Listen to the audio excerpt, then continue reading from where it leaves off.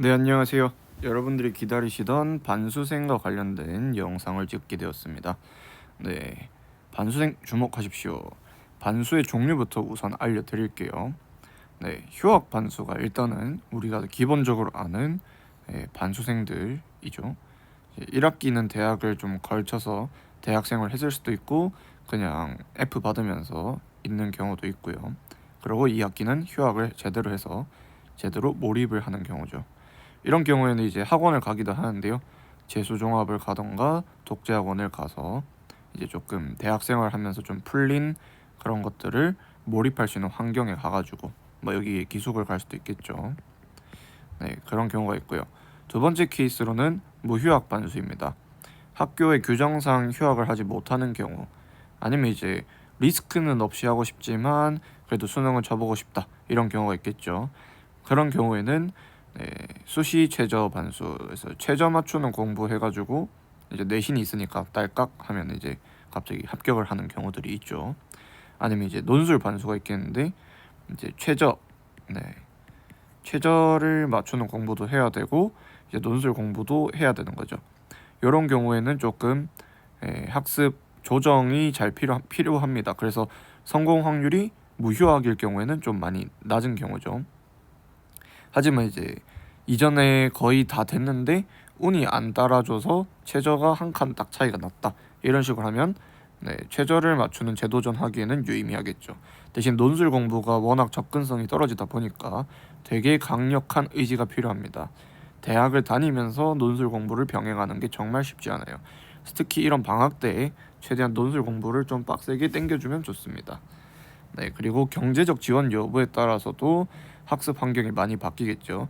부모님께 공개를 해서 저 이거 공부할 거니까 돈 좀 지원해 주세요. 이렇게 하면은 교재도 좀 구하고 뭐 학원도 약간 단과 같은 거 다니고 할 수 있겠지만 그런 거 없이 혼자 하는 경우도 되게 많습니다. 그렇게 되면 정말로 성공 확률이 많이 떨어지긴 하는데요. 네, 그런 분들 위해서 제가 특강을 하나 기획하고 있는 게 있기 때문에 한번 기다려 주시고요. 네, 세 번째 케이스는 군수가 있겠죠. 네, 군대에 있으면서 안에서 시간 날 때마다 짬내서 공부하고 휴가 내서 나와가지고 수능을 치는 경우가 있고요. 아니면 이제 상반기 1년은 그냥 군생활 열심히 잘 하면서 조금씩만 찔끔거리다가 한 반년 정도 해서 딱 여기서 전역을 하고 지금쯤이죠. 한 6월에 전역을 해서 수능까지 이때는 이제 몰입형으로 공부하는 경우들이 있겠죠. 그래서 네, 이 세 가지 경우를 제가 다 직접 경험을 해봤는데 결과적으로 좋은 성과를 낸 건 한 학기는 휴학을 했던 경우입니다. 하지만 요때랑 요때 어떤 게 필요한지를 제가 잘 알고 있기 때문에 그런 니즈에 맞춤으로써 좀 보완을 해줄 수 있는 그런 걸 준비하고 있으니까 한번 기다려 보세요. 그리고 이제 주의해야 할 것들이 있겠죠. 네. 어쨌든 대학 생활을 했다는 건 결국은 술을 접한 경우들이 있을 것이고 뭐 이성 친구가 있을 수 있고요. 아니면 뭐 이런 건 연애를 말하는 거죠. 아니면 뭐 친구들이랑 놀러 다니는 게 되게 익숙하고 한창 즐거운 타이밍이란 말이죠. 네, 그래서 이런 걸 갑작스레 다 끊어버리기가 쉽지가 않아요. 그런 걸 위해서 이제 이런 관리를 해주는 환경에 들어가는 건데요. 네, 그래서 개인적으로는 저는 재종이 조금 효과가 좋다고 생각을 합니다. 왜냐면은 똑같은 환경의 반수생들이 같이 들어가잖아요. 그럼 서로 비교가 돼요. 아, 쟤는 대학생을 하다 왔는데 집중을 잘하네. 나는 뭐 하는 거지? 약간 이런 식으로 조금 현타가 올 수 있게끔 해주는 것도 있고요.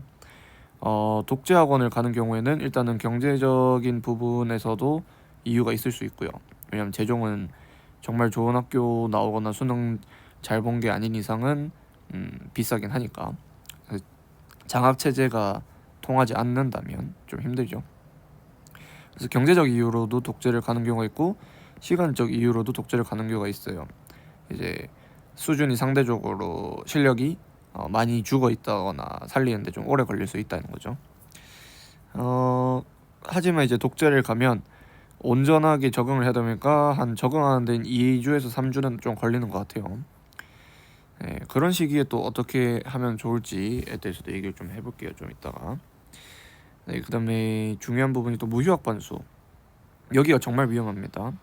왜냐면 하루를 온종일 써서 수능 공부를 하는 경우가 아닌 이상은 대부분 다 찔끔찔끔대고 막 2시간, 3시간만 해도 되게 뿌듯함을 느껴버려요. 평소에 대학생들은 공부를 2시간, 3시간도 안 하기 때문에 그에 비해서 막 실무 하나 풀고 오답만 해도 되게 보람이 느껴지는 경우들이 있거든요. 정말로 경계해야 됩니다.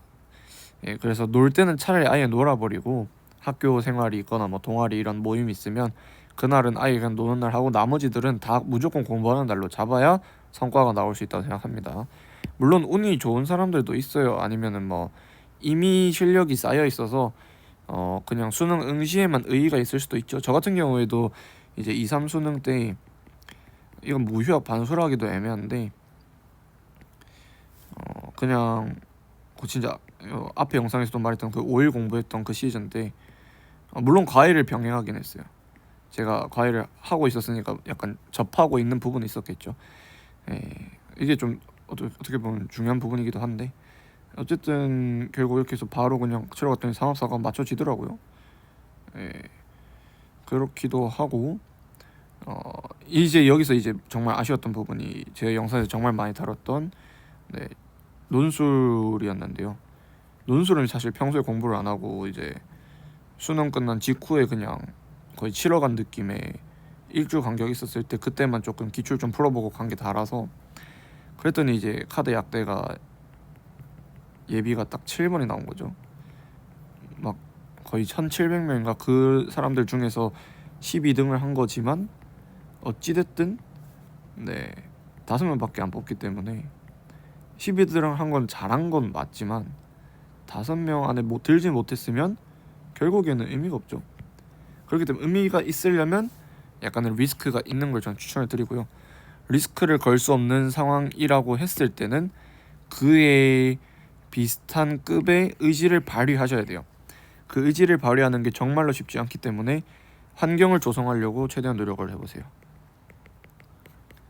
그거 비슷한 게 군수인데요. 군수가 이제 군대 안에서 공부한다는 전제를 했을 때요. 1번 팁으로는 같이 공부할 상황을 만들어야 됩니다. 뭐 후임 꼬셔가지고 야 너도 수능 좀 괜찮을 것 같은데 내가 같이 도와줄게 하면서 하는 거죠. 제가 실제로 했던 전략이고 상대는 실제로 꽤나 좋은 성과를 냈습니다. 그다음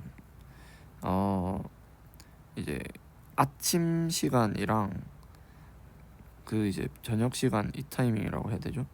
그래서 뭐 이제 저 같은 경우에는 카투사였으니까 그 아침 그 모여가지고 PT 하고 나서 이제 아침 식사를 하는 걸 생략을 할 수가 있었거든요.